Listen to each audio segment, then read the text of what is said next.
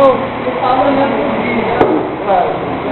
Vai? Olha, Cavalete nasceu na periferia de Porto Santo, uma mistura de Doberman com vira-lata, com a pobreza da periferia. O Cavalete, um aspecto de Cavalete mesmo. Cavalete era o guia.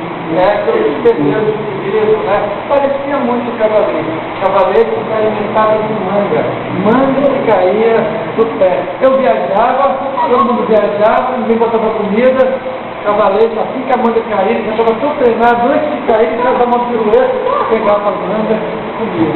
E aquilo não alimentava Cavalete direito. Um belo dia, Cavalete apareceu muito doente. Cavalete apareceu, as mangas caindo na cabeça. Cavalete, o que está acontecendo com você? Eu falei, mãe, Cavalete está mal. Cavalete estava cego, batendo, caindo, rolando. Olha o que aconteceu com o Cavalete. Cavalete ficou 2 dias caído no chão, tremendo, sem Mas ele não existe muito. E aí eu falei, vem aqui, mãe, Cavalete está sofrendo. É o cachorro do Joseph Filho. Minha mãe falou assim, como? Pai, não sei. Aí meu pai falou, vamos dar uma injeção letal, uma coisa que mate Cavalete e ele pare de sofrer. O que deram para Cavalete? Eu falei, quer um veneno? Pensaram, meu pai pensou em querosene ou gasolina. Virou gasolina na Brasília velha, botou na seringa, um monte de gasolina, injetou em Cavalete.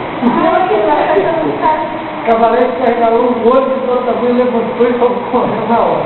Cavalete correu daqui, daí, o menino olhou, cai Cavalete no chão. Morreu? Não, acredito que acabou, Cavalete ainda tremia, gemia de dor. Eu falei, mãe, eu não aguento o tamanho do sofrimento. Meu pai falou, o jeito é dar um tiro. Cavalete. Meu pai tinha 22. E quando eu lembro daquelas imagens, eu confesso que meu coração ainda